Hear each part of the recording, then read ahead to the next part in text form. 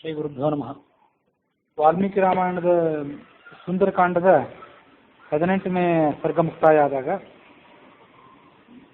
ರಾತ್ರಿ ಕಳೀತಾ ಬರ್ತಿದ್ದಂತೆ ರಾಮನ ಸೀತೆಯನ್ನು ನೆನಪು ಮಾಡಿಕೊಂಡು ಕೂಡಲೇ ಆಕೆಯನ್ನು ನೋಡಬೇಕು ಅಂತ ಹಂಬಲವನ್ನು ಎದೆಯಲ್ಲಿ ತುಂಬಿಕೊಂಡು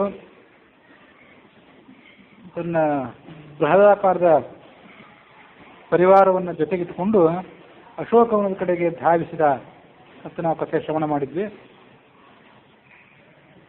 ಆನಂದ ರಾಮಾಯಣದ ತಾರಕಾಂಡದ 9ನೇ ಸಂಧಿಕನುಸಾರ ಆಗಿ ಹೀಗೆ ಕಥೆ ಇದೆ. ತತಃ ಕಿಲಕಿಲಾಶಬ್ದೈರ್ಯಯೌ ತತ್ರ ದಶಾನನಃ ಪ್ರದರ್ಶ ರಾವಣ ಸ್ವಪ್ನೆ ಕಪಿಃ ಕಶ್ಚಿತ್ ಸಮಾಗತಃ ಅಶೋಕವನಿಕಾಯಾಂ ಸ ದೃಷ್ಟಾತೇನ ಇದೇಹಜ ರಾಮಹಸ್ತಾನ್ ಮೃತಿ ಶೀಘ್ರಂ ಲಬ್ಧುಂ ತಾಂ ಧರ್ಷಯಾಮ್ಯಹಂ ಕಪಿರ್ದೃಷ್ಟ್ವಾ ರಾಘವಾಯ ನಿವೇದಯತು ಮತ್ಕೃತಂ ಆಗಮಿಷ್ಯತಿ ತತ್ಕೃತ್ವಾ ರಾಮೋ ಮಾಂ ನಿಹನಿಷ್ಯತಿ ಇತಿ ನಿಶ್ಚಿತ್ಯ ಸಯಯೌ ಸ್ತ್ರೀಭಿಃ ಸಂವೇಷ್ಟಿತೋ ಮುರಾ. ರಾವಣಲ್ಲಿ ಯಾಕೆ ಬಂದ? ಅವಸರದಿಂದ ಧಾವಿಸಿ ಬಂದಲ್ಲ, ಸೀತೆಯನ್ನು ನೋಡಬೇಕು, ಮತ್ತೊಮ್ಮೆ ಮನವೊಲಿಸಬೇಕು ಅಂತ ಬಂದ ಅಂತ ವಾಲ್ಮೀಕಿ ರಾಮಾಯಣದ ಕಥೆ ಬಂದಿತ್ತು. ಆನಂದ ರಾಮಾಯಣ ಏನು ಹೇಳ್ತದಂದ್ರೆ, ರಾತ್ರಿ ಮಲ್ಕೊಂಡಿದ್ನಲ್ಲ ಆತ, ಮಲ್ಕೊಂಡಿದ್ದಾಗ ಅವನಿಗೆ ಒಂದು ಸ್ವಪ್ನ ಬಿದ್ದಿತ್ತು. ಆ ಸ್ವಪ್ನದಲ್ಲಿ ಕಪಿ ಒಂದನ್ನು ನೋಡಿದ್ದ. ಆ ಕಪಿ ಅಶೋಕವನದಲ್ಲಿ ಹೋಗಿ ಸೀತೆಯನ್ನು ಭೇಟಿ ಮಾಡಿತ್ತು. ಇದೆಲ್ಲ ರಾವಣನಿಗೆ ಗೊತ್ತಾಗಿತ್ತು. ಅದಕ್ಕೆ ಅವನೇನು ಮಾಡಿದ, ರಾಮಹಸ್ತಾನ್ ಮೃತ್ಯುಂ ಶೀಘ್ರಂ, ರಾಮನ ಕೈಯಿಂದ ಬೇಗ ಸಾಯಬೇಕು ನಾನು ಅಂತ ನಿರ್ಧಾರ ಮಾಡಿದ್ದ. ನಿರ್ಧಾರ ಮಾಡಿ ಅದಕ್ಕಾಗಿ ಆ ಸೀತೆಗೆ ಮತ್ತಷ್ಟು ತೊಂದರೆ ಕೊಡ್ತೇನೆ, ಅವಳು ನೋಯುವಂತೆ ಮಾಡ್ತೇನೆ.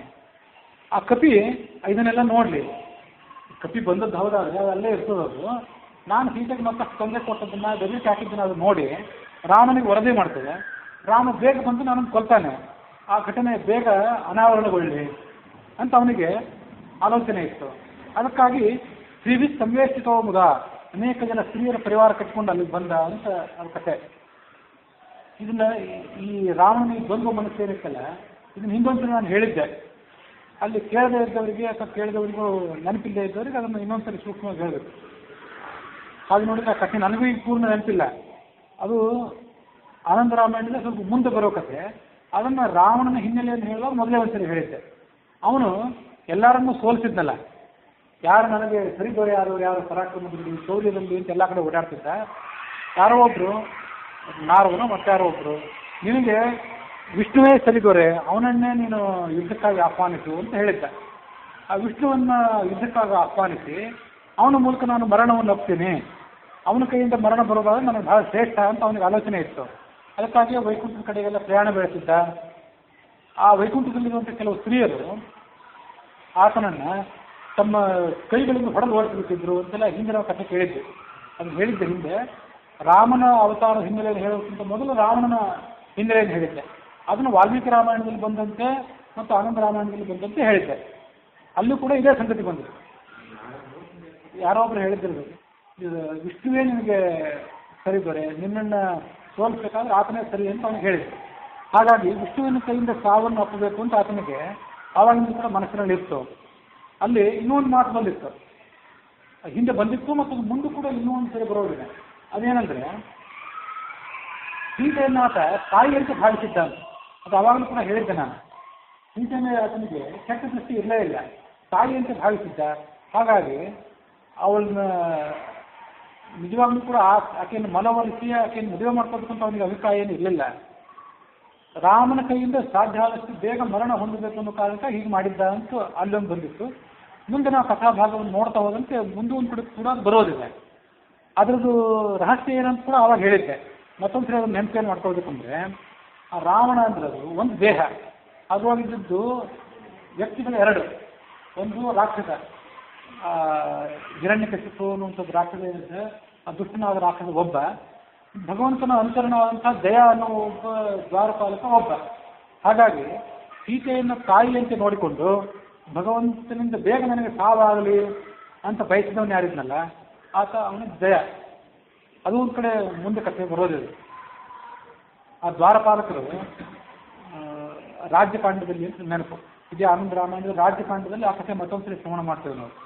ಆ ದ್ವಾರಪಾಲಕರು ಸನಕ ಸನಂದನಾದಿಗಳನ್ನು ತಡೆದಿದ್ರಲ್ಲ ಅವರು ವೈಕುಂಠಕ್ಕೆ ಬಂದಾಗ, ಆಗ ಅವರು ಇವ್ರಿಗೆ ಶಾಪ ಕೊಟ್ಟಿದ್ರು. ಭಗವಂತ ಅವರನ್ನು ಕೇಳಿದ, ನೀವು ನಮ್ಮ ಶತ್ರುಗಳಾಗಿ 3 ಜನ್ಮ ತಾಳ್ತಿರೋ ಅಥವಾ ನಮ್ಮ ಭಕ್ತರಾಗಿ ಇನ್ನೂ ಹೆಚ್ಚು ಜನ್ಮಗಳನ್ನು ತಾಳಿ ಭೂಲೋಕದಲ್ಲಿ ಇರ್ತಿರೋ ಅಂತ ಕೇಳಿದ್ದ. ಆ ಕಥೆ ಜನಜನಕನೇ ಅದು, ಆದರೆ ಅದು ಭಾಗವತನಲ್ಲಿ ಬಂದಿಲ್ಲ ಆ ರೀತಿಯಾದ ಕಥೆ. ಹಾಗಾಗಿ ಅದು ಎಲ್ಲಿ ಕಥೆ ಅಂತ ಅದು ಆನಂದ ರಾಮಾಯಣದ ಕಥೆ. ನಿನಗೆ ನಾವು ಶತ್ರುಗಳಾದರೂ ತೊಂದರೆ ಇಲ್ಲ, ನಾವು ಹೆಚ್ಚು ಕಾಲ ನಿನ್ನಿಂದ ದೂರ ಇರಲಾರೆವು ಅಂತ ಅಂದಿದ್ರು ಅವರಿಬ್ಬರು. ಹಾಗಾಗಿ ಶತ್ರುಗಳಾಗಿ ಹುಟ್ಟೋದನ್ನು ಅವರು ಆಯ್ಕೆ ಮಾಡ್ಕೊಂಡಿದ್ರು. ಅವರೊಳಗಿರುವಂತಹ ಜಯ ಏನಕ್ಕೆ, ಸಂಜೀವಿ, ಆತ ಸೀತೆಯನ್ನು ತಾಯಿಯಂತೆ ಕಂಡಿದ್ದ. ಮತ್ತೆ ರಾಮನಿಂದ ಬೇಗ ತನಗೆ ಮರಣ ಬಂದು ತಾನು ಸದ್ಗತಿಯನ್ನು ಪಡೆಯುವಂತಾಗಲಿ ಅಂತ ಬಯಸಿದ್ದ. ಇನ್ನೊಬ್ಬ ದುಷ್ಟ ಏನಕ್ಕ, ಆತ ಸೀತೆಯನ್ನು ಕಾಮ ದೃಷ್ಟಿಯಿಂದ ನೋಡಿದ್ದು, ಅವಳನ್ನು ನಿಜವಾಗ್ಲೂ ತೊಂದರೆಗೆ ಒಳಪಡಿಸಿದ್ದು, ಅದು ಕೂಡ ಹೌದು. ಹೀಗೆ ಶರೀರ ಒಂದಾದರೂ ಕೂಡ 2 ವ್ಯಕ್ತಿಗಳಲ್ಲಿ ಒಳಗಿದ್ದರಿಂದ ಇಂಥ ಭಿನ್ನ ವ್ಯಕ್ತಿತ್ವ, ದ್ವಂದ್ವ ವ್ಯಕ್ತಿತ್ವ ಅದರಲ್ಲಿ ಇದ್ದು ಹೌದು ಅಂತ ನಾವು ಅರ್ಥ ಮಾಡ್ಕೋದು. ಇದನ್ನು ಹಿಂದೂ ಅಂತ ಹೇಳಿದ್ದೆ ನಾನು. ಜೈನ ರಾಮಾಯಣದಲ್ಲಿ ರಾಮನನ್ನ ಪರನಾರಿ ಸಹೋದರ, ಆತ ಸೀತೆಯ ಮೇಲೆ ಕೆಟ್ಟ ದೃಷ್ಟಿ ಇಟ್ಟಿರಲಿಲ್ಲ ಅಂತ ಹೀಗೆಲ್ಲ ಅವರು ವರ್ಣನೆ ಮಾಡ್ತಾರೆ. ಒಂದು ದೃಷ್ಟಿಯಿಂದ ಅದು ಸರಿ, ಆದ್ರೂ ಈ ವಾಲ್ಮೀಕಿ ರಾಮಾಯಣ, ಆನಂದ ರಾಮಾಯಣ ಇತ್ಯಾದಿಗಳನ್ನು ಸಂಗಮ ಮಾಡಿಕೊಂಡು ಆ ಒಂದು ಶರೀರದಲ್ಲಿ 2 ವ್ಯಕ್ತಿಗಳಿತ್ತು ಅಂತ ನಾವು ಹೇಳಿ ಅವನ ದುರ್ವರ್ತನೆಯನ್ನು ಮತ್ತು ಸದ್ವರ್ತನೆಯನ್ನು 2 ಕೂಡ ಹೊಂದಿಸಬೇಕು. ಆತ ಬರೇ ಸಜ್ಜನನೇ ಆಗಿದ್ದ, ಪರನಾರಿ ಸೋದರನೇ ಆಗಿದ್ದ, ಅವನಲ್ಲಿ ಒಂದು ನಿಮಿಷ ದೋಷ ಇರಲಿಲ್ಲ ಅಂತ ಹೇಳೋದೇನಿದೆ ಅದು ರಾಮಾಯಣದ ಪರಂಪರೆ ಏನಿದೆ ಅದಕ್ಕೆ ವಿರುದ್ಧ. ದುರ್ವರ್ತನೆಯೂ ಇತ್ತು, ಸದ್ವರ್ತನೆಯೂ ಇತ್ತು. ಅದಕ್ಕೆ ಕಾರಣ ಏನಂದ್ರೆ ಅವನಲ್ಲಿ 2 ಜೀವಿಗಳಿದ್ದು ಅಂತ ನಾವು ಹೀಗೆ ಸಂಪ್ರದಾಯಕ್ಕನುಸಾರವಾಗಿ ಅರ್ಥ ಮಾಡಿಕೊಂಡ್ರೆ ತಪ್ಪಾಗಲಿಕ್ಕಿಲ್ಲ ಅಂತ ಭಾವಿಸ್ಬೋದು. ನೂಪುರಾಣಾಂ ಧ್ವನಿಂ ಶುತ್ವ ವಿಫಲಾಸಿ ದಿದೇ ಸಹಜ. ಆ 106 ಜನ ಸ್ತ್ರೀಯರು ರಾಮನ ಜೊತೆಗೆ ಬಂದ್ರಲ್ಲ, ಅವರ ಗೆಜ್ಜೆ ನಿನಾದ ಕೇಳಿ ಬಂದಾಗ ಆ ಸೀತೆ ಬಹಳ ಆತಂಕಕ್ಕೊಳಗಾದ್ಲು. ಈ ಕಡೆ ವಾಲ್ಮೀಕಿ ರಾಮಾಯಣದ ಸುಂದರಕಾಂಡದ 19ನೇ ಸರ್ಗದಲ್ಲಿ ಆ ಕಥೆ ಹೀಗೆ ಮುಂದುವರಿತದೆ. ತಸ್ಮಿನ್ನೇವ ತತ್ಕಾಲೇ ರಾಜಪುತ್ರೀತು ಅನಿಂದಿತ ರೂಪಯೌವನ ಸಂಪನ್ನಂ ಭೂಷಣ ಉತ್ತಮ ಭೂಷಿತಂ ತಥೋ ದೃಷ್ಟ್ವೈವ ವೈದೇಹಿ ರಾವಣಂ ರಾಕ್ಷಸಾಧಿಪಂ ಪ್ರಾವೇಪತ ವರಾರೋಹ ಪ್ರಭಾತೆ ಕದಲೀಯಥ.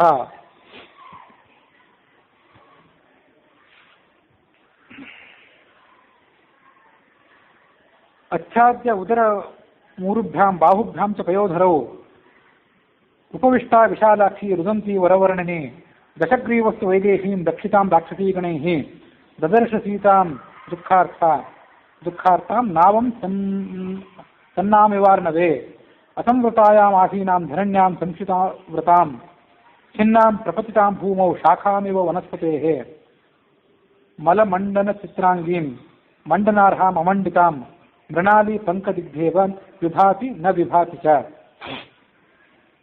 ರಾವಣ ಬಂದದ್ದನ್ನು ನೋಡಿ ಆ ಸೀತೆ ಬಿರುಗಾಳಿಗೆ ಸಿಕ್ಕಿದಂಥ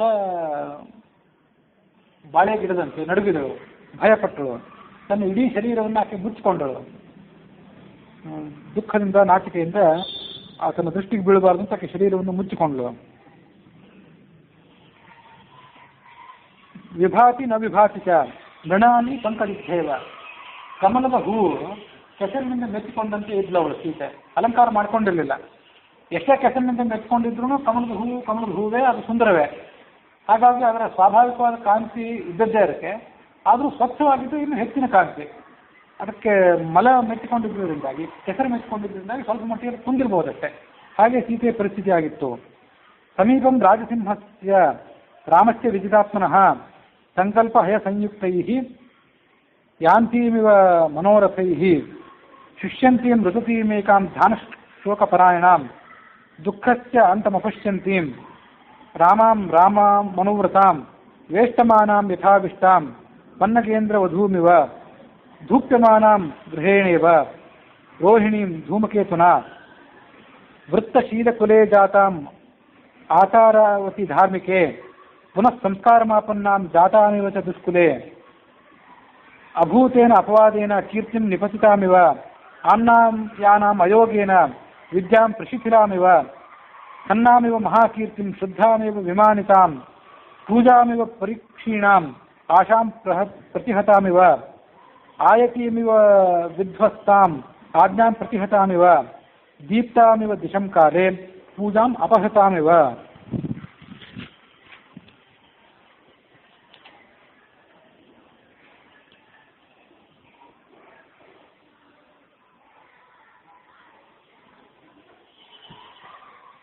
ಅಭೂತೇನ ಅಪವಾದೇನ ಕೀರ್ತಿಂ ನಿಪತಿತಾಮಿವ. ಈ ವಿಶೇಷಣಗಳನ್ನು ಹಿಂದೆ ವಾಲ್ಮೀಕಿ ಋಷಿಗಳು ಒಂದು ಬಾರಿ ಸೀತೆಯನ್ನು ವರ್ಣನೆ ಮಾಡುವಾಗ ಉಪಯೋಗ ಮಾಡಿದ್ರು. ಮತ್ತೊಮ್ಮೆ ಅದೇ ವಾಕ್ಯಗಳನ್ನು ಉಪಯೋಗ ಮಾಡ್ತಾರೆ ಅಥವಾ ಸ್ವಲ್ಪ ಹೆಚ್ಚಿನ ಅಂಶಗಳನ್ನು ಕೂಡ ಅದರಲ್ಲಿ ಸೇರಿಸ್ತಾರೆ. ವಾಸ್ತವಿಕವಾಗಿ ಸೀತೆ ಅಂದರೆ ಒಂದು ಶುದ್ಧವಾದ ಕೀರ್ತಿಗೆ ಸಮಾನ, ಒಳ್ಳೆಯ ಹೆಸರಿಗೆ ಸಮಾನ. ಆದರೆ ಯಾರೋ ದುಷ್ಟರಾದವರ ಕೈವಾರದಿಂದಾಗಿ ಆ ಕೀರ್ತಿಗೊಂದು ಕಳಂಕ ತಪ್ಪಿದಂತೆ ಈ ಸೀತೆ ಕಾಣ್ತಾ ಇದ್ಲು. ಆಮ್ನಾಯಾನಾಂ ಅಯೋಗೇನ ವಿದ್ಯಾಂ ಪ್ರಶಿಥಿಲಾಮಿವ. ವಿದ್ಯಾ ನಿಮಗಿದೆ, ಆದರೆ ಆ ವಿದ್ಯೆಯನ್ನು ನೀವು ಉಪಯೋಗ ಮಾಡ್ಕೊಳ್ತಿಲ್ಲ. ಉಪಯೋಗ ಮಾಡ್ಕೊಳ್ಳದೇ ಇದ್ರೆ ಅದು ವಿದ್ಯೆ ಶಿಥಿಲ ಆಗಿಬಿಡ್ತದೆ. ಅನಭ್ಯಾಸೆ ವಿಷಂ ಶಾಸ್ತ್ರಂ ಅಂತ ಮೊನ್ನೆ ಹೇಳಬೇಕಾಗಿದ್ದು ಸಂಸ್ಕೃತ ಭಾಷಿಕ. ಶಾಸ್ತ್ರವನ್ನು ಕಲಿತಿದ್ರೂ ಕೂಡ ಅದನ್ನು ಉಪಯೋಗ ಮಾಡ್ಕೊಳ್ಳದೇ ಇದ್ರೆ ಉಪಯೋಗ ಮಾಡಿದ ಖಡ್ಗ ಚಾಕುಗಳಂತೆ ಆ ಬುದ್ಧಿ ಮತ್ತು ಶಾಸ್ತ್ರ ಏನಿದೆ ಬರಡಾಗಿ ಹೋಗ್ತದೆ, ಅದು ಕಾರ್ಯಕ್ಕೆ ಅನುಪಯೋಗ ಆಗಿ ಹೋಗ್ತದೆ ಅಂತ ಮಾತದು. ಅದರಂತೆ ಆ ವಿದ್ಯೆ ಒಬ್ಬ ಪಂಡಿತನಲ್ಲಿ ಇದ್ರೂ ಕೂಡ ಆತ ಅದನ್ನು ಉಪಯೋಗ ಮಾಡ್ಕೊಳ್ಳದೇ ಇದ್ರೆ ವಿದ್ಯೆ ಕುಂದಿಲ್ಲ, ಕುಂದಿರೋದು ಆ ಪಂಡಿತನಿಗಷ್ಟೇ. ಹಾಗೆ ಸೀತೆಗೆ ಅದರಿಂದ ತೊಂದರೆ ಇಲ್ಲ. ಸೀತೆಯನ್ನು ನೋಡುವಂಥ ಉಳಿದ ಜನ ಏನಿದ್ರು ಅವಳಿಗೆ ಅವಳ ಮೂಲ ಸ್ವರೂಪ, ಮೂಲ ಕಾಂತಿ ಕಣ್ಮರೆಯಾಗಿತ್ತಷ್ಟೆ. ಕ್ಷೀಣಿಸಿದ ಕೀರ್ತಿಯಂತೆ, ಆಮೇಲೆ ಅನಾದರಕ್ಕೊಳಗಾದಂಥ ಶ್ರದ್ಧೆಯಂತೆ. ಶ್ರದ್ಧೆ ನಿಮ್ಮ ಸುತ್ತಮುತ್ತಲಿರುವಂಥವ್ರಿಗೆ ಯಾರಿಗೊಬ್ಬರಿಗೆ ಒಳ್ಳೆಯ ಕೆಲಸ ಮಾಡಬೇಕು ಅಂತ ಶ್ರದ್ಧೆ ಇದೆ. ಆದರೆ ಆ ಶ್ರದ್ಧೆಯನ್ನು ನೀರೆರೆದು ಪೋಷಿಸಬೇಕಾದಂಥ ಸ್ಥಾನದಲ್ಲಿದ್ದವರು ಆ ಶ್ರದ್ಧೆಗೆ ಏನು ಬೆಲೆ ಕೊಡದೇ ಇದ್ರೆ ಆ ಶ್ರದ್ಧೆ ಇದ್ರೂ ವ್ಯರ್ಥ.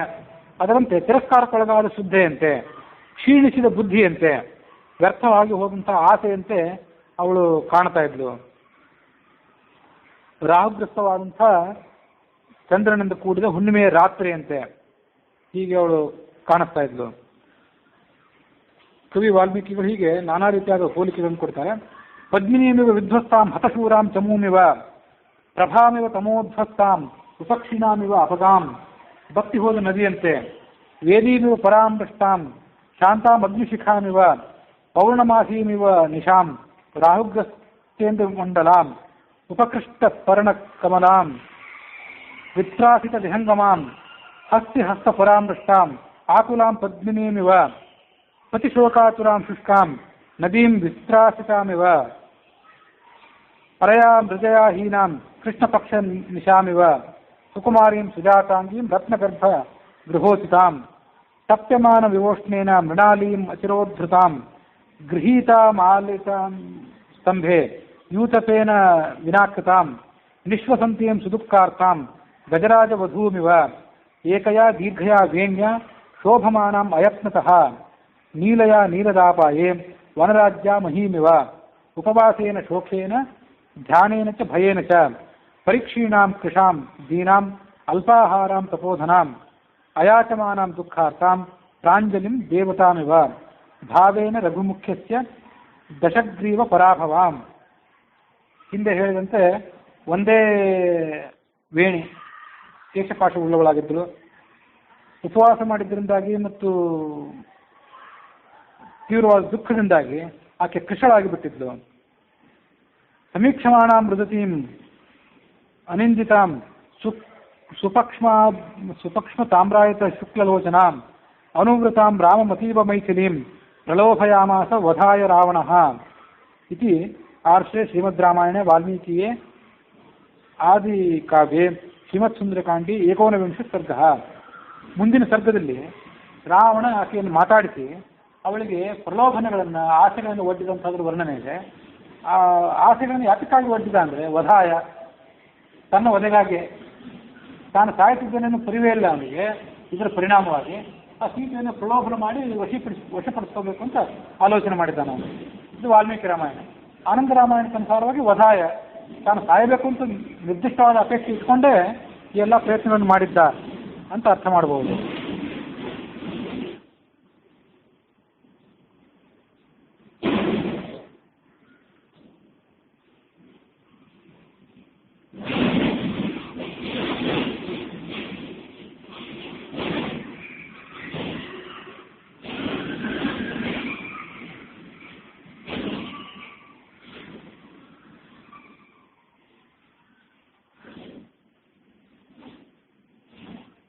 ತಾಂ ಪತಿವೃತಾಂ ದೀನಾಂ ನಿರಾನಂದಾಂ ತಪಸ್ವಿನೀಂ ಸಾಕಾರೈರ್ಮಧುರೈರ್ವಾಕ್ಯೈಃ ನೆದರ್ಶಯತ ರಾವಣಃ ಮಾಂ ದೃಷ್ಟ್ವಾ ನಾಗನಾಥೋರು ಗೂಹಮಾನ ಸ್ತನೋದರಂ ಅದರ್ಶನಮಿವಾತ್ಮಾನಂ ಭಯಾನ್ನೇತುಂ ತ್ವಮಿಚ್ಛಸಿ ಕಾಮಯೇ ತ್ವಾಂ ವಿಶಾಲಾಕ್ಷಿ ಬಹುಮನ್ಯಸ್ವ ಮಾಂ ಪ್ರಿಯೇ ಸರ್ವಾಂಗ ಗುಣಸಂಪನ್ನೇ ಸರ್ವಲೋಕ ಮನೋಹರೇ ನೇಹ ಕೇಚಿನ್ ಮನುಷ್ಯಾ ವಾ ರಾಕ್ಷಸಾಃ ಕಾಮರೂಪಿಣಃ ವ್ಯಪಸರ್ಪತು ತೇ ಸೀತೆ ಭಯಂ ಮತ್ತಸ್ತಮುತ್ಥಿತಂ ಸ್ವಧರ್ಮೋ ರಕ್ಷಸಾಂಭೀರೋ ಸರ್ವಥೈವ ನ ಸಂಶಯಃ ಗಮನಂ ವಾ ಪರಸ್ತ್ರೀಣಾಂ ಹರಣಂ ಸಂಪ್ರಮತ್ಯ ವಾ ಏವಂ ಚೈತದಕಾಮಾಂ ತು ನತ್ವಾಂ ಪೃಕ್ಷಾಮಿ ಮೈಥಿಲಿ ಕಾಮಶರೀರೇ ಮೇ ಯಥಾ ಕಾಮಂ ಪ್ರವರ್ತತಾಂ. ಅವಳನ್ನ ಹೀಗೆ ಮಾತಾಡ್ತೀನಂತ. ಇಲ್ಲಿ ನಿನಗೆ ಭಯ ಉಂಟು ಮಾಡಲಿಕ್ಕೆ ಯಾರು ರಾಕ್ಷಸರಾಗಲಿ ಮನುಷ್ಯರಾಗಲಿ ಇಲ್ಲ. ನನ್ನಿಂದ ಏನಾದರೂ ನಿನಗೆ ಭಯ ಇದ್ದರೆ ಆ ಭಯವನ್ನು ಕೂಡ ಬೇಗ ದೂರ ಮಾಡುವ. ನಾನು ನಿನ್ನನ್ನು ಅಪಹಾರ ಮಾಡಿಕೊಂಡು ಬಂದಿದ್ದೇನೆ ಅಂತ ದುಃಖಪಡಬೇಡ. ಯಾಕೆಂದರೆ ನಾನು ರಾಕ್ಷಸ, ಸ್ವಭಾವತಃ ರಾಕ್ಷಸ ಆದ್ದರಿಂದ ಪರಸ್ತ್ರೀಯನ್ನು ಅಪಹಾರ ಮಾಡೋದು, ಅಂಥವರನ್ನು ಸ್ವೀಕಾರ ಮಾಡೋದು ನಮಗಿದು ಸ್ವಧರ್ಮನೇ ಆಗಿದೆ. ನನಗಿದು ಸ್ವಧರ್ಮ ಆಗಿದ್ದರೂ ನಿನಗೆ ನಿನ್ನ ಮನಸ್ಸಿನಲ್ಲಿ ಇನ್ನೂ ನನ್ನ ಬಗ್ಗೆ ಅಪೇಕ್ಷೆ ಮೂಡಿಲ್ಲ. ಆ ಕಾರಣಕ್ಕಾಗಿ ನಾನು ನಿನ್ನನ್ನು ಮುಟ್ಟುತ್ತಿಲ್ಲ. ನಿನಗೆ ನನ್ನ ಬಗ್ಗೆ ಸ್ವಾಭಾವಿಕವಾದಂಥ ಅಪೇಕ್ಷೆ ಬರುವಂತಾಗಲಿ, ಅದಾದ ಮೇಲೆ ನನಗೆ ನಿನ್ನನ್ನು ಬಲಾತ್ಕರಿಸುವುದು ಅಧರ್ಮ ಅಲ್ಲದೇ ಇದ್ದರೂ ನಾನು ಆ ಅಪೇಕ್ಷೆಯನ್ನು ಈಗ ಮಾಡೋದಿಲ್ಲ. ನಿನಗೆ ಸ್ವಾಭಾವಿಕವಾದ ಅಪೇಕ್ಷೆ ನನ್ನ ಬಗ್ಗೆ ಬಂದ ಮೇಲೆ ನಾನು ನಿನ್ನನ್ನು ಸ್ವೀಕಾರ ಮಾಡ್ತೇನೆ. ದೇವಿನೇಹ ಭಯಂ ಕಾರ್ಯಂ ಮೈ ವಿಶ್ವಸಿ ಪ್ರಿಯೇ ಪ್ರಣಯಸ್ವ ಚ ಸತ್ವೇನ ಮೈವಂಭೂ ಶೋಕಲಾಲಸ ಏಕವೇಣಿ ಧರಾಶಯ್ಯ ಧ್ಯಾನಂ ಮಲಿನಮಂಬರಂ ಅಸ್ಥಾನೆ ಪಿಪವಾಸಶ್ಚ ನೈತಾನ್ಯೌಪೈಕಾಯನಿತೆ. ಒಂದೇ ಜಡೆಯನ್ನು ಹುಟ್ಟಿದ್ದಿ, ನೆಲದ ಮೇಲೆ ಮಲಗುತ್ತಾ ಇದ್ದಿ, ಧ್ಯಾನ ಮಾಡ್ತಿದ್ದಿ ತಪಸ್ವಿನಿ ಅಂತೆ, ಮಲಿನವಾದ ವಸ್ತ್ರ ಉಟ್ಕೊಂಡಿದ್ದೆ, ಸುಮ್ಮನೆ ಉಪವಾಸ ಮಾಡ್ತಿದ್ದೆ. ಇದ್ಯಾವುದೂ ನಿನಗೆ ಉಚಿತ ಅಲ್ಲ. ವಿಚಿತ್ರಾಣಿ ಚ ಮಾಲ್ಯಾನಿ ಚಂದನಾನ್ಯಗರೂಣಿ ಚ ವಿವಿಧಾನಿ ಚ ವಾಸಾಂಸಿ ದಿವ್ಯಾನಿ ಆಭರಣಾನಿ ಚ ಮಹಾರ್ಹಾಣಿ ಚ ಪಾನಾನಿ ಶಯನಾನ್ಯಾಸನಾನಿ ಚ ಗೀತಂ ನೃತ್ಯಂ ಚ ವಾದ್ಯಂ ಚ ಲಭಮಾಂ ಪ್ರಾಪ್ಯ ಮೈಥಿಲಿ ಶ್ರೀರತ್ನಮಸಿ ಮೈವಂಭೂಃ ಕುರು ಗಾತ್ರೇಷು ಭೂಷಣಂ ಮಾಂ ಪ್ರಾಪ್ಯ ಹಿ ಕಥಂ ನು ಸ್ಯಾತ್ ತ್ವಂ ಅನರ್ಹ ಸುವಿಗ್ರಹೇ ಇದಂ ತೇ ಚಾರು ಸಂಜಾತಂ ಯೌವನಂ ವ್ಯತಿವರ್ತತೆ ಯದತೀತಂ ಪುನರ್ನೇತಿ ಸೋತಃ ಶೀಘ್ರಮಪಾಮಿವ ತ್ವಾಂ ಕೃತ್ವಾ ಉಪರತೋ ಮನ್ಯೆ ರೂಪಕರ್ತ ಸ ವಿಶ್ವದೃಕ್ ನಹಿ ರೂಪೋಪಮಾ ತ್ವನ್ಯ ತವಾಸ್ತಿ ಸುಖದರ್ಶನೆ. ಬೇಗ ನನ್ನ ಕಡೆ ನೋಡು, ನನ್ನ ಬಗ್ಗೆ ಪ್ರಸನ್ನಳಾಗು ಅಂತ ಅವನು ಕೇಳ್ಕೊಂಡ. ನಿನಗೆ ಏನು ಅಪೇಕ್ಷೆ ಇದೆ, ಏನು ವಸ್ತ್ರಗಳನ್ನು ಉಡಬೇಕು ಅಂತಿದೆ, ಏನು ಆಭರಣಗಳನ್ನು ಧರಿಸಬೇಕಂತಿದೆ, ಯಾವ ಹೂವಿನ ಹಾರಗಳನ್ನು ಧರಿಸಬೇಕಂತಿದೆ, ಯಾವ ಥರದ ಗಂಧಗಳನ್ನು ಮೈಗೆ ಆಲೇಪನ ಮಾಡ್ಕೊಳ್ಬೇಕಂತಿದೆ, ಅಂಥದ್ದೆಲ್ಲನೂ ಕೂಡ ನಿನಗೆ ಒದಗಿಸಿಕೊಡ್ತೇನೆ. ಸಂಗೀತ, ನೃತ್ಯ, ಯಾವ ಥರದ ಸೇವೆ ನಿನಗೆ ಬೇಕು ಅದನ್ನೆಲ್ಲ ಹೇಳು. ನನ್ನ ಜೊತೆಗಿದ್ದು ಆ ಎಲ್ಲ ಸೇವೆಯನ್ನು ನೀನು ಸ್ವೀಕಾರ ಮಾಡುವ. ನೀನು ಶ್ರೀರತ್ನ, ಹೀಗೆ ಆಭರಣ ರಹಿತವಾಗಿರಬೇಡ, ಆಭರಣಗಳನ್ನು ತೊಟ್ಟುಕೋ. ಈ ಯೌವನ ಏನಿದೆ ಇದು ವ್ಯರ್ಥವಾಗಿ ಹೋಗ್ತದೆ, ಇದು ಹೀಗೆ ವ್ಯರ್ಥ ಮಾಡಲಿಕ್ಕೆ ಬಿಡಬೇಡ. ಯದತೀತಂ ಪುನರ್ನೇತಿ ಸ್ವತಃ ಶೀಘ್ರಮಪಾಮಿವ. ಹೋದ ನೀರು ಮತ್ತೆ ಹೇಗೆ ಬರೋದಿಲ್ವೋ ಹಾಗೆ ಕಳೆದ ಯೌವನ, ಕಳೆದು ಹೋದಂಥ ರೂಪ ಮತ್ತೆ ಬರೋದಿಲ್ಲ. ಹಾಗಾಗಿ ಇದ್ದದ್ದನ್ನು ಈಗ ಸಫಲ ಮಾಡ್ಕೋ ಅಂತ ಒಂದು ಉಪದೇಶ. ತಾಂ ಕೃತ್ವ ಉಪರತೋ ಮನ್ಯೆ ರೂಪಕರ್ತಾಸ ವಿಶ್ವದೃಕ್. ನೀನು ಎಂಥ ಸುಂದರಿ ಅಂತಂದರೆ ಅವನು ಹೀಗೆ ಹೊಗಡೆ ನಿಂತವನು. ಚತುರ್ಮುಖ ಬ್ರಹ್ಮ ನಿನ್ನನ್ನು ಸೃಷ್ಟಿ ಮಾಡಿದ ಮೇಲೆ ಅವನಿಗೆ ಬಹಳ ಆಯಾಸ ಆಗಿದ್ದಿರಬೇಕು. ತೀರಾ ಸಾಧಾರಣವಾದ ಒಬ್ಬ ಕುಂಬಾರನಿಗೋ ಮತ್ತೊಬ್ಬನಿಗೋ ಸಾಧಾರಣವಾದ ಒಂದು ಗಡಿಗೆಯನ್ನು ಸೃಷ್ಟಿ ಮಾಡಲಿಕ್ಕೆ ಬಹಳ ತೊಂದರೆ ಏನಾಗೋದಿಲ್ಲ. ವಿಶೇಷವಾದ ಸ್ಪೆಷಲ್ ಆರ್ಡರ್ ಏನಾದರೂ ಇದ್ದರೆ ಅಂಥ ವಸ್ತುವನ್ನು ತಯಾರು ಮಾಡಲಿಕ್ಕೆ ಅಥವಾ ವಿಶೇಷ ಜ್ಞಾನವೇನು ಉಪಯೋಗ ಮಾಡಬೇಕಾಗ್ತದೆ, ಹೆಚ್ಚು ಸಮಯ ಅವನಿಗೆ ಬೇಕಾಗ್ತದೆ. ಅದಕ್ಕಾಗಿ ಅಂಥ ಸ್ಪೆಷಲ್ ಆರ್ಡರ್ ಇದ್ದರೆ ಆ ಕೆಲಸವನ್ನು ಮುಗಿಸ್ಕೊಡ್ತೇವೆ. ಆ ಕಲಾಕಾರ ಸ್ವಲ್ಪ ಹೊತ್ತು ವಿಶ್ರಾಂತಿ ತಗೊಳ್ಳಿಕ್ಕೆ ಬಯಸ್ತಾನೆ. ಹಾಗೆ ನಿನ್ನನ್ನು ಸೃಷ್ಟಿ ಮಾಡಿದ ಮೇಲೆ ಚತುರ್ಮುಖ ಬ್ರಹ್ಮ ಉಪರತಃ ದೀರ್ಘಕಾಲ ವಿಶ್ರಾಂತಿ ತೆಗೆದುಕೊಂಡಿರಬೇಕು. ನಹಿ ರೂಪೋಪಮಾತ್ವನ್ಯ ತವಾಸ್ತಿ ಸುಖದರ್ಶನೆ. ನಿನಗೆ ಸಮಾನಳಾದವಳು ಎಲ್ಲಿಯೂ ಕೂಡ ಈ ಜಗತ್ತಿನಲ್ಲಿ ಅಂಥ ಸುಂದರಿಯೇ ಇಲ್ಲ ಅಂತ ವರ್ಣನೆ ಮಾಡಿದ. ಎಲ್ಲ ಕಾಳಿದಾಸ ಎಷ್ಟು ದೊಡ್ಡ ಕವಿ ಅಂತ ಅನ್ಸ್ಕೊಂಡಿದ್ರು, ಎಲ್ಲ ವಾಲ್ಮೀಕಿ ವ್ಯಾಸಂದ ನಕಲ, ಇವೇ ಶಬ್ದಗಳು ಹೆಚ್ಚಾಗಿ. ಆದರೆ ಅವನಿಗೆ ಪ್ರಸಿದ್ಧಿ ಹೆಚ್ಚು ಕಾಳಿದಾಸನಿಗೆ ಜನಸಾಮಾನ್ಯರಲ್ಲಿ. ವಾಲ್ಮೀಕಿಗೆ ಯಾವ ಹೆಸರು, ಯಾವ ಪ್ರಖ್ಯಾತಿ, ಏನು ಮನ್ನಣೆ ಸಿಗಬೇಕಾಗಿತ್ತು ಜನಸಾಮಾನ್ಯರ ದೃಷ್ಟಿಯಲ್ಲಿ. ಪಂಡಿತರು ಅದನ್ನು ಅಭ್ಯಾಸ ಮಾಡುವವರ ದೃಷ್ಟಿಯಲ್ಲಿ ಬೇರೆ, ಜನಸಾಮಾನ್ಯರ ದೃಷ್ಟಿಯಲ್ಲಿ ಕಾಣೋದಿಲ್ಲ. ಕಾಳಿದಾಸನ ಹೆಸರು ಎಲ್ಲರಿಗೂ ಗೊತ್ತು, ವಾಲ್ಮೀಕಿ ಹೆಸರು ಅಷ್ಟು ಅವ್ರಿಗೆ ಗೊತ್ತಿಲ್ಲ. ಹೀಗೆ ಒಂದು ಬಾರಿ ಕುಮಾರಸ್ವಾಮಿ ಕೂಡ ಕಾಳಿದಾಸನ ವರ್ಣನೆ ಮಾಡ್ತಾನೆ, ಎಲ್ಲ ಇಲ್ಲಿ ನಕಲಷ್ಟೇ. ತಾಂ ಸಮಾಸಾಧ್ಯ ವೈದೇಹಿ ರೂಪಯೌವನಶಾಲಿನೀಂ ಕಃಪುಮಾನ್ ಅತಿವರ್ತೇತ ಸಾಕ್ಷಾದಪಿ ಪಿತಾಮಹಃ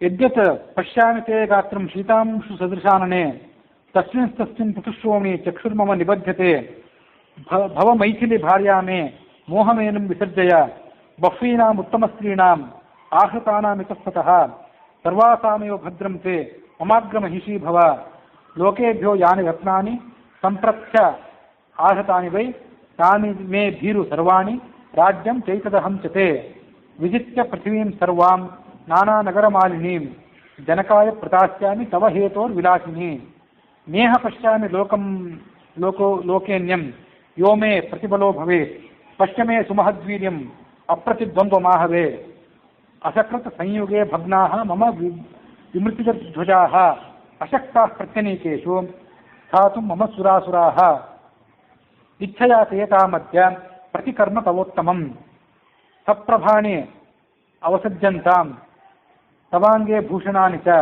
ಸಾಧು ಪಶ್ಯಾಮಿ ತೇ ರೂಪಂ ಸಂಯುಕ್ತಂ ಪ್ರತಿಕರ್ಮಣ.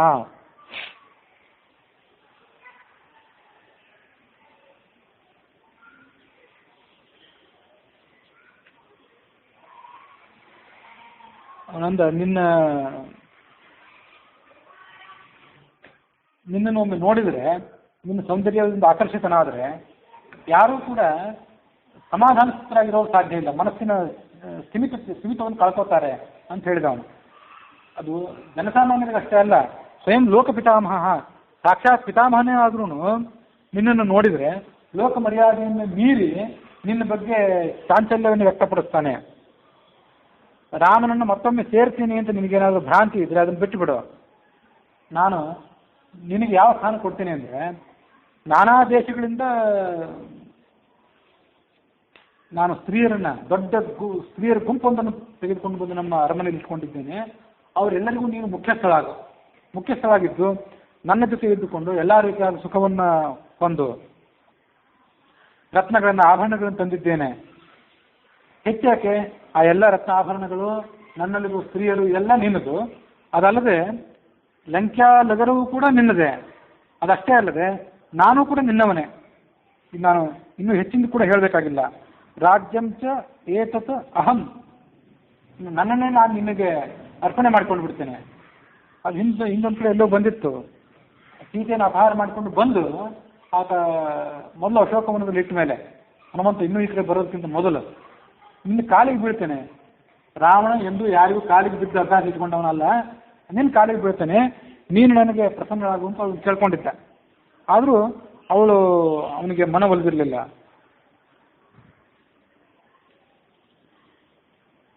ನನಗೆ ಸಮಾನರಾದವರು, ನನ್ನನ್ನು ಸೋಲಿಸುವಂಥವರು ದೇವಾಸುರರಲ್ಲಿ ಯಾರೂ ಕೂಡ ಇಲ್ಲ.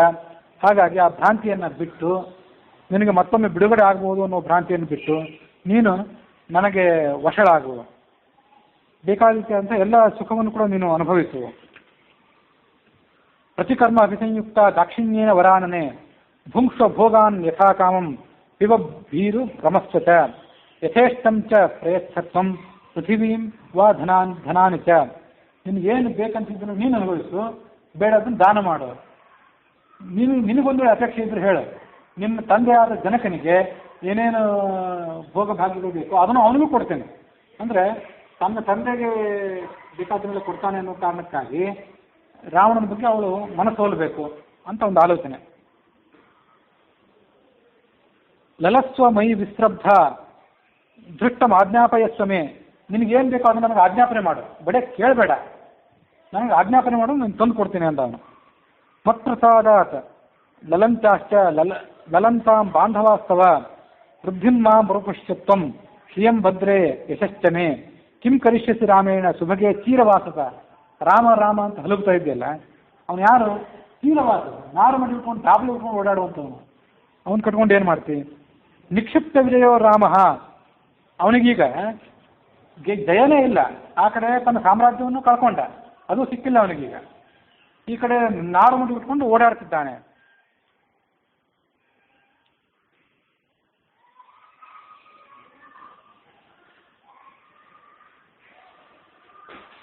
ಗತಶ್ರೀಹಿ, ಅವನಿಗೆ ಜಯನೂ ಇಲ್ಲ, ಸೊಬಗೂ ಇಲ್ಲ, ವೈಭವನೂ ಇಲ್ಲ, ಏನೂ ಇಲ್ಲ ಅವನಿಗೆ. ವನಗೋಚರ, ಕಾಡಿನಲ್ಲಿ ಓಡಾಡುವವನು.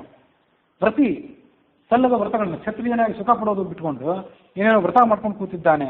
ಸಂಡಿಲ ಶಾಯಿ, ನೆಲದ ಮೇಲೆ ಮಲಗ್ತಾನೆ. ಶಂಕೆ ಜೀವಿತವಾನವ, ಇಷ್ಟೆಲ್ಲದ ಮೇಲೆ ಆತ ಬದುಕಿದ್ದಾನಲ್ಲ, ಅದು ನನಗೇ ಸಂದೇಹ ಇದೆ ಅಂತ ರಾವಣ. ನಮ್ಮ ಕಡೆ ಗೂಢಚಾರರು ಇದ್ದರೆ ಈಗಾಗಲೇ ಆತನನ್ನು ಕೊಂದು ಹಾಕಿರ್ಬೋದು. ಹಾಗಾಗಿ ಆತ ಬರ್ತಾನೆ ಅನ್ನೋ ಭರವಸೆಯನ್ನು ಬಿಟ್ಟು ಬಿಡು.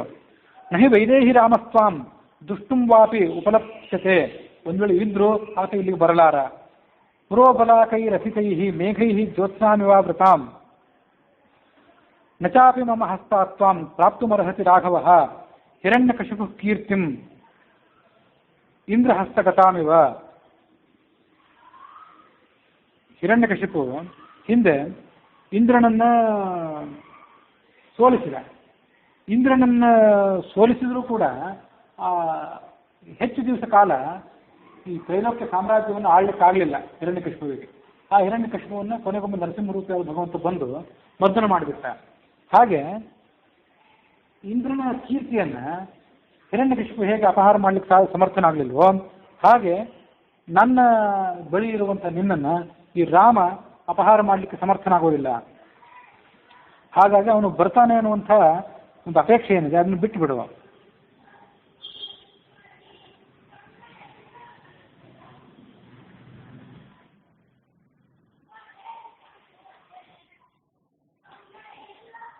ಚಾರುಸ್ಮಿತೆ ಚಾರುದತಿ ಚಾರುನೇತ್ರೇ ವಿಲಾಸಿನಿ ಮನೋಹರಸಿ ಮೇ ಭೀರು ಸುಪರ್ಣ ಪನ್ನಗಂ ಯಥಾ. ಅವಳನ್ನ ಹೀಗೆ ವರ್ಣನೆ ಮಾಡಿದ. ಚಾರುಸ್ಮಿತೆ, ಸುಂದರವಾದ ಮಂದಹಾಸ ಇದ್ದವಳು, ಸುಂದರವಾದ ಹಲ್ಲಿದ್ದವಳು. ಚಾರು ನೇತ್ರೆ, ಸುಂದರವಾದ ಕಣ್ಣಿದ್ದವಳು. ವಿಲಾಸಿನಿ ಎಲ್ಲ ವರ್ಣನೆ ಮಾಡಿ, ನೀನು ನನ್ನ ಮನಸ್ಸನ್ನು ಅಪಹಾರ ಮಾಡಿದ್ದೆ. ಹೇಗೆ ಅಪಹಾರ ಮಾಡಿದ್ದೆ ಅಂದರೆ, ಅವನಿಗೆ ಗೊತ್ತಿದ್ದೋ ಗೊತ್ತಿಲ್ಲದೇ ಇದ್ದೋ ಒಂದು ಉದಾಹರಣೆ ಕೊಟ್ಟ. ಅದನ್ನು ಗಮನಿಸ್ಬೇಕು ನಾವು. ಸುಪರ್ಣ ಸ್ಪನ್ನ ಗಮ್ಯಥ, ಗರುಡ ಹಾವನ್ನು ಅಪಹಾರ ಮಾಡ್ಕೊಂಡು ಹೋದಂತೆ ನೀನು ನನ್ನನ್ನು ಅಪಹಾರ ಮಾಡಿದ್ದೆ. ಗರುಡ ಹಾವನ್ನು ಯಾಕೆ ಅಪಹಾರ ಮಾಡಿತ್ತು ಅಂದರೆ ತಿಂದು ಮುಗಿಸ್ಲಿಕ್ಕೆ. ನೀನು ನನ್ನ ಮನಸ್ಸನ್ನು ಸೆಳೆದಿದ್ದಿ ಯಾಕೆ ಅಂದರೆ ನನಗೆ ಇತಿಷ್ಠಿ ಹಾಡಲಿಕ್ಕೆ, ನನಗೆ ಕೊಂದು ಮುಗಿಸ್ಲಿಕ್ಕೆ ಅಂತ ಆತ ಗೊತ್ತಿಲ್ಲದಂತೆ ಆ ಮಾತಾಡಿದ ಅಂತ ಅರ್ಥ ಮಾಡ್ಕೊಳ್ಬೋದು. ಕ್ಲಿಷ್ಟ ಕೌಶೇಯ ವಸನಾಂ ತನ್ವೀಮ ಪೆರಣಂಕೃತಾಂ ತಾಂ ದೃಷ್ಟ್ವಾ ಸ್ವೇಷು ದಾರೇಶು ರಥಂ ನೋಪಲಭಾಮ್ಯಹಂ. ನೀನಿವತ್ತು ಸರಿಯಾಗಿ ಅಲಂಕಾರ ಮಾಡ್ಕೊಂಡಿಲ್ಲ, ಸರಿಯಾದ ರೀತಿ ವಸ್ತ್ರಧಾರಣೆ ಮಾಡಿಲ್ಲ. ನೀನು ಹೀಗೆ ಸರಿಯಾದ ರೀತಿಯಲ್ಲಿ ಅಲಂಕಾರ ಮಾಡ್ಕೊಳ್ಳದೇ ಇದ್ರೂ ನಿನ್ನನ್ನು ನೋಡಿದ ಮೇಲೆ ನನ್ನ ಉಳಿದ ಯಾವ ಸ್ತ್ರೀಯ ಕಡೆ ನನಗೆ, ಉಳಿದ ಯಾವ ಪತ್ನಿಯ ಕಡೆಗೂ ನನಗೆ ಮನಸ್ಸೇ ಹೋಗ್ತಿಲ್ಲ. ಅಂತಃಪುರ ನಿವಾಸಿನ್ಯಃ ಸ್ತ್ರೀಯ ಸರ್ವಗುಣಾನ್ವಿತಾಃ ಯಾವಂತ್ಯೋ ಮಮ ಸರ್ವಾಸಾಂ ಐಶ್ವರ್ಯಂ ಕುರು ಜಾನಕಿ ಮಮ ಹಿ ಅಚಿತಕೇಶಾಂತೆ ತ್ರೈಲೋಕ್ಯ ಪ್ರವರಾ ಸ್ತ್ರೀಯಃ ತಾಸ್ತಾಂ ಪರಿಚರಿಷ್ಯಂತಿ ಶ್ರಿಯಂ ಅಪ್ಸರಸೋ ಯಥಾ. ಲಕ್ಷ್ಮೀ ದೇವಿಯನ್ನ ಅಪ್ಸರೆಯರು ಹೇಗೆ ಸೇವೆ ಮಾಡ್ತಾರೋ ಹಾಗೆ ನಿನ್ನನ್ನು ನನ್ನ ಭಾರ್ಯರು ಯಾವತ್ತೂ ಕೂಡ ಸೇವೆ ಮಾಡ್ತಾರೆ. ಆ ಭಾರ್ಯರಿಂದ ಯಾರು ಸಾಮಾನ್ಯರಲ್ಲ. ದೇವಲೋಕದಿಂದ, ರಾಕ್ಷಸ ಲೋಕದಿಂದ ಅವ್ರನ್ನೆಲ್ಲ ನಾನು ಕರ್ಕೊಂಡು ಬಂದಿದ್ದೇನೆ. ಅಂಥ ಉತ್ತಮ ಕುಲದಲ್ಲಿ ಹುಟ್ಟಿದವರು, ಉತ್ತಮ ಪ್ರಭಾವ ಇದ್ದವರು ನಿನ್ನ ದಾಸಿಯರಾಗ್ತಾರೆ. ನೀನು ಅವರ ಮೇಲೆ ಪರಮಾಧಿಕಾರ ನಡೆಸು. ಹೀಗೆ ಅವಳು ಪ್ರಲೋಭನೆ ಮಾಡಿದ. ಯಾನಿ ವೈಶ್ರವಣೆಯ ಸುಭ್ರು ರತ್ನಾನಿ ಚ ಧನಾನಿ ಚ ತಾನಿ ಲೋಕಾಂಶ ಸುಷ್ಠೋಣಿ ಮಾಂ ಚ ಧ್ವಂಸ ಯಥಾ ಸುಖಂ ನರಾಮಸ್ತಪಸಾ ದೇವಿ ನ ಬಲೇನ ನ ವಿಕ್ರಮೈಃ ನ ಧನೇನ ಮಯಾ ತುಲ್ಯಃ ತೇಜಸ ಯಶಸಾಪಿವ. ರಾಮನ್ ನನಗೆ ಸಮಾನನೇ ಅಲ್ಲ, ತಪಸ್ಸಿನಿಂದ ಸಮಾನನಲ್ಲ. ದೀರ್ಘಕಾಲ ತಪಸ್ಸು ಮಾಡಿ ನನ್ನ ತಲೆಗಳನ್ನು ಕತ್ತರಿಸಿ ಬ್ರಹ್ಮನಿಗೆ ನಾನು ಆಹುತಿ ಕೊಟ್ಟವನು. ಸಂಗೀತ ಸೇವೆ ಮಾಡಿ ಪರಶಿವನನ್ನು ಒಲಿಸ್ಕೊಂಡವನು. ಬಲದಿಂದಾಗಲಿ, ಪರಾಕ್ರಮದಿಂದಾಗಲಿ, ಧನದಿಂದಾಗಲಿ, ತೇಜಸ್ಸಿನಿಂದಾಗಲಿ ಕೀರ್ತಿಯಿಂದಾಗಲಿ ಯಾವ ರೀತಿಯಾಗೂ ಆತನ ಸಮಾನ ಅಲ್ಲ. ಪಿಬ ವಿಹಾರ ರಮಸ್ವ ಭುಂಕ್ಸ್ವ ಭೋಗಾನ್ ಧನನಿಚಯಂ ಪ್ರದಿಶಾಮಿ ಮೇದಿನೀಂ ಚ ಮಯಿ ಲಲನೆ ಯಥಾಸುಖಂ ತ್ವಯಿ ಚ ಸಮೇತ್ಯ ಲಲಂತು ಬಾಂಧವಾಸ್ತೆ. ಪಿಬ, ನಿನಗೆ ಏನು ಬೇಕೋ ಅದನ್ನು ಪಾನ ಮಾಡು, ವಿಹಾರ ಮಾಡು, ರಮಸ್ವ ಭುಂಕ್ಸ್ವ ಭೋಜನ ಮಾಡು, ಬೇಕಾದಷ್ಟು ಧನ, ಇಡೀ ಭೂಮಿ ಇದೆಲ್ಲವೂ ಕೂಡ ನಿನ್ನದಾಗಿದೆ. ಕುಸುಮಿತ ತರುಜಾಲ ಸಂತತಾನಿ ಭ್ರಮರಾಯುತಾನಿ ಸಮುದ್ರ ತೀರಜಾನಿ ಕನಕ ವಿಮಲ ಹಾರ ಭೂಷಿತಾಂಗಿ ವಿಹರಮಯಾ ಸಹ ಭೀರು ಕಾನನಾನಿ ಇತಿ ಆರ್ಷೆ ಶ್ರೀಮದ್ ರಾಮಾಯಣೆ ವಾಲ್ಮೀಕೀಯ ಆದಿಕಾವ್ಯೆ ಶ್ರೀಮತ್ ಸುಂದರಕಾಂಡೆ 20 ಸರ್ಗಃ.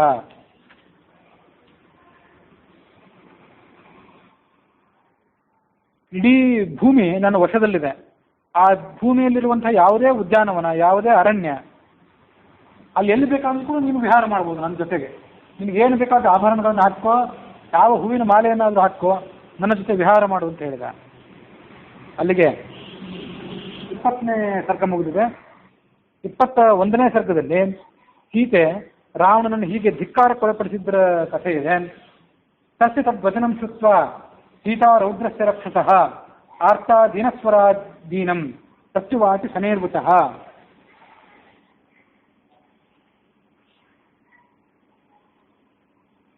ಆನಂದ ರಾಮಾಯಣಕ್ಕನುಸಾರವಾಗಿ ಕೂಡ ಹೀಗೆ ರಾವಣ ಅವಳನ್ನು ಪ್ರಲೋಭನಕ್ಕೊಳಪಡಿಸಿದ್ದಿದೆ. ರಾಮಂ ವನಚರಂ, ಆತ ವನಚರ, ರಾಜ್ಯಭ್ರಷ್ಟನಾಗಿದ್ದಾನೆ. ತೆಕ್ತ ಸುಹೃಜ್ಜನಂ, ತನ್ನವರನ್ನೋರು ಯಾರೂ ಇಲ್ಲ ಅವನಿಗೀಗ. ಪಿತ್ರಾಹೀನಂ ಭೋಗಹೀನಂ, ತಂದೆ ಇಲ್ಲ, ಯಾವ ಭೋಗ ಭಾಗ್ಯನೂ ಇಲ್ಲ.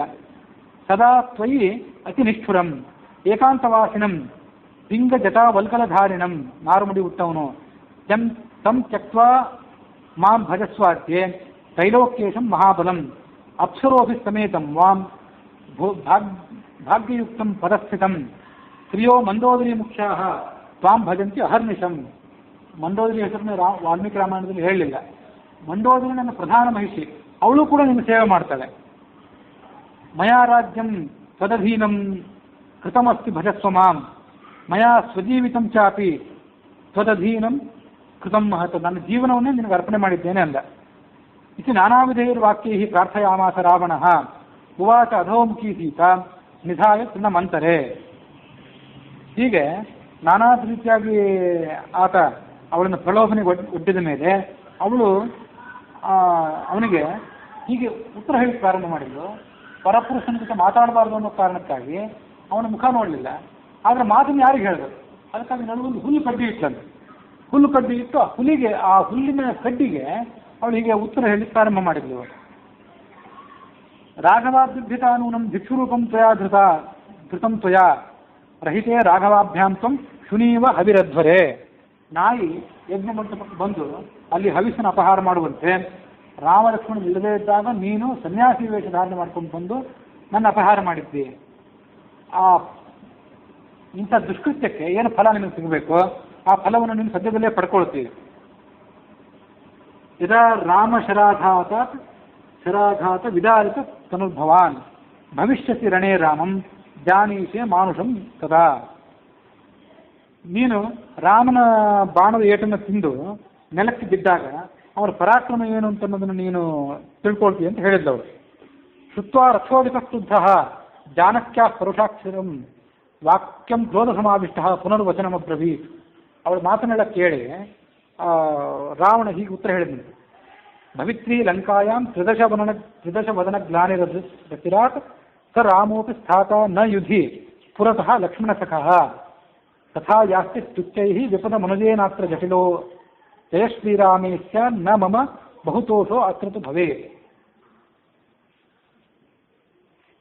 ಲಂಕಾನಗರಕ್ಕೆ ರಾಮ ಬಂದರೂ ಕೂಡ ಆತ ನನ್ನನ್ನು ಸೋಲಿಸಿ ನಿನ್ನನ್ನು ಕೊಂಡೊಯ್ಯಲಿಕ್ಕೆ ಸಾಧ್ಯ ಇಲ್ಲ.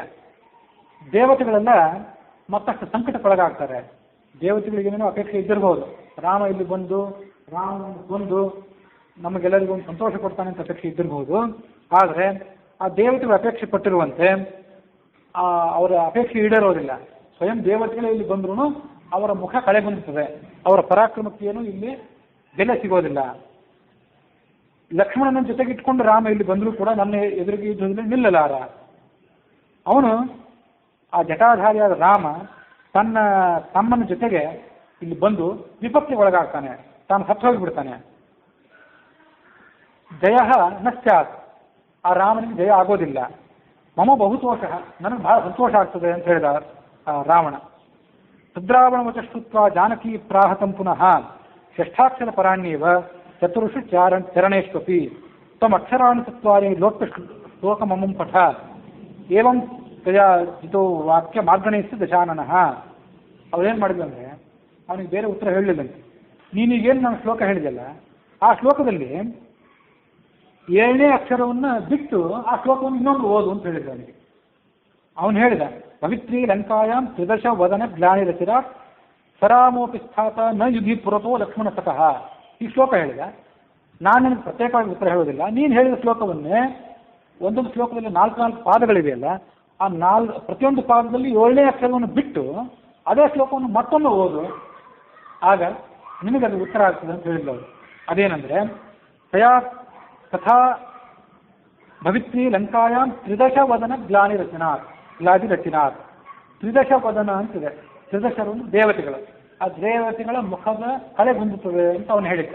ಅಲ್ಲಿ ಸ್ತ್ರೀ ಅನ್ನೋದು 7ನೇ ಅಕ್ಷರ. ಅದನ್ನು ಬಿಟ್ಟುಬಿಟ್ರೆ ದಶವದನ ಗ್ಲಾದಿ ರಚನ. ರಾಮಲಕ್ಷ್ಮಣರು ಬಂದು ದಶವದನಾದಂತಹ ದಶಕಂಠನಾದ ರಾವಣನಿಗೆ ವಧೆಯನ್ನು ಮಾಡ್ತಾರೆ. 7ನೇ ಅಕ್ಷರವನ್ನು ಸೇರಿಸಿ ಓದಿದ್ರೆ ದೇವತೆಗಳು ಕೂಡ ಪರಾಕ್ರಮವನ್ನು ಕಳ್ಕೋತಾರೆ ಅಂತ ಹೇಳಿದಂಗಾಯ್ತು. ತ್ರಿದಶರು ಅಂದ್ರೆ ದೇವತೆಗಳು. 7ನೇ ಅಕ್ಷರ ಬಿಟ್ಟುಬಿಟ್ರೆ ದಶವದನಾದಂತಹ ರಾವಣ ತನ್ನ ವೈಭವವನ್ನು ಕಳ್ಕೋತಾನೆ ಅಂತ ಹೇಳಿದಂತಾಯ್ತು. ಜಯ ಶ್ರೀರಾಮೇ ಸ್ಯಾತ್ ನ ಮಮ ಬಹುತೋಷೋ ಅತ್ರತು ಭವೇತ್. ನ ಅಂತಿದೆ, ಅದು 7ನೇ ಅಕ್ಷರ. ರಾಮನಿಗೆ ಜಯ ಆಗೋದಿಲ್ಲ ಅಂತ ಅವನು ಹೇಳಿದ. ನ ಅನ್ನೋದನ್ನು ಬಿಟ್ಟುಬಿಡು, ರಾಮನಿಗೆ ತಾನೇ ಜಯ ಆಗ್ತದೆ ಅಂತ ಅರ್ಥ ಆಗ್ತದೆ. ಅದಕ್ಕೆ ಸೀತೆ ಹೇಳಿದ್ಲು, ಯಥಾಯಾಸ್ತಿತ್ತೇರ್ ವಿಪದಂ. ವಿಪದಂ ಅಂತಿದೆ. ರಾಮ ಲಕ್ಷ್ಮಣರಿಬ್ಬರು ಆಪತ್ತಿಗೊಳಗಾಗ್ತಾರೆ ಅಂತ ಅವನು ಹೇಳಿದ. ಅಲ್ಲಿ ವಿಪದಂ ಅನ್ನುವಲ್ಲಿ 7ನೇ ಅಕ್ಷರ. ಆ ವಿ ಅನ್ನೋದನ್ನು ಹಾರಿಸಿಬಿಟ್ರೆ, ಅದಕ್ಕೆ ಲೋಪ ಮಾಡಿಬಿಟ್ರೆ ಪದಂ. ತಥಾಯಾಸ್ತಿತ್ತೈ ಪದಂ ಅನುಜೇನಾರ್ಥ ಜಟಿಲೋದಯ. ಆ ರಾಮ ಇಲ್ಲಿ ಬಂದು ಈ ರಾವಣನನ್ನು ಕೊಂದು ಪದವನ್ನು, ತನ್ನ ಹಿಂದಿನ ವೈಭವವನ್ನು, ಪದ ಅಂದರೆ ಸ್ಥಾನ, ಅದನ್ನು ಪಳ್ಕೊಡ್ತಾನೆ ಅಂತ ಈಗ ಉತ್ತರ ಹೇಳಿದ್ಲು. ಜಯ ಶ್ರೀರಾಮೇ ಸ್ಯಾತ್ ನ ಮಮ ಬಹುತೋಷೋ ಅತ್ರತು ಭವೇತ್. ನ ಅಂತ ಹೇಳಿದ್ದ, ರಾಮನಿಗೆ ಜಯ ಆಗೋದಿಲ್ಲ, ನನಗೆ ಸಂತೋಷ ಅಂದಿದ್ದ ಅವನು. ಆ ನ ಅನ್ನೋದು 7ನೇ ಅಕ್ಷರ, ಅದನ್ನು ತೆಗೆದುಬಿಟ್ರೆ ಜಯ ಶ್ರೀರಾಮೇ ಸ್ಯಾತ್, ರಾಮನಿಗೆ ಜಯ, ಆದ್ದರಿಂದ ಮಮ ಅಂದರೆ ಸೀತೆಗೆ ಸಂತೋಷ, ರಾಮ ಗೆದ್ದರೆ ನನಗೆ ಸಂತೋಷ ಅಂತ ಸೀತೆ ಈಗ ಉತ್ತರ ಹೇಳಿದ್ಲು. ಹೀಗೆ ತಾನು ಪ್ರಯೋಗ ಮಾಡಿದ ಬಾಣ ತನಗೆ ತಿರುಗು ಬಾಣ ಆದಾಗ ಅವನಿಗೆ ವಿಪರೀತ ಕೋಪ ಬಂತು. ಅವಳನ್ನ ಖಡ್ಗ ಹಿಡಿದು ಆತ ಕೊಲ್ಲಿಕ್ಕೆ ಹೋದ. ಏವಂತಯ ಜಿತೋ ವಾಕ್ಯ ಮಾರ್ಕಣೈಸ್ತ ದಶಾನನಃ ರುದ್ರಾವ ಭೀಷಯನ್ ಸೀತಾಂ ಖಡ್ಗಮುದ್ಯಮ್ಯ ಸತ್ವರಃ ಧೃತ್ವಾ ಕರೇಣ ತತ್ಪಾಣಿಂ ಮಂದೋದರಿಯ ನಿಷೇಧಿತ. ಅವಾಗ ಮಂಡೋದರಿ ಅವನ ಕೈ ಹಿಡಿದು ಆ ಕೆಲಸ ಮಾಡಬೇಡ ಅಂತ ಹೇಳಿದ್ರು. ಮಾದೃಶ್ಯ ಸಂತಿ ವಕ್ಷ್ಯಶ್ಚ ತ್ಯಜೇನಾಂ ಕೃಪಣಾಂ ಕೃಷಾಂ ತಥೋ ಅಬ್ರವೀತ್ ದಶಗ್ರೀವಃ ರಾಕ್ಷಸೀ ವಿಕೃತಾನನಾಃ. ನನ್ನಂಥವರು 100 ಜನ ಸುಂದರಿಯರು ನಿನ್ನ ಅಂತಃಪುರದಲ್ಲಿದ್ದಾರೆ. ನೀನು ನಮ್ಮೆಲ್ಲರ ಕಡೆಗಣಿಸಿ ನಿನಗೆ ಒಲಿಯದಂತಹ ಈ ಸೀತೆಯನ್ನು ಯಾಕೆ ಅಪೇಕ್ಷೆ ಪಡ್ತಿದ್ದೆ? ಹಾಗೆ ಅವಳ ಕಡೆಗೆ ಹರಿದಿರುವ ಮನಸ್ಸನ್ನು ನಿಗ್ರಹದಲ್ಲಿಟ್ಟುಕೋ ಅಂತ ರಾಮನನ್ನು ಅವಳು ಸೀತೆಯನ್ನು ವಧ ಮಾಡದಂತೆ ತಡೆದಳು ಅನ್ನುವಲ್ಲಿಗೆ ಇವತ್ತಿನ ಕಥೆ ಮುಕ್ತಾಯ ಆಗಿದೆ. ವಾಲ್ಮೀಕಿ ರಾಮಾಯಣಕ್ಕನುಸಾರವಾಗಿ ಸೀತೆಯನ್ನು ಉತ್ತರ ಹೇಳಿದ್ಲು ಅನ್ನೋದನ್ನು ನಾಳೆ ದಿವಸ ಶ್ರವಣ ಮಾಡಬೇಕು.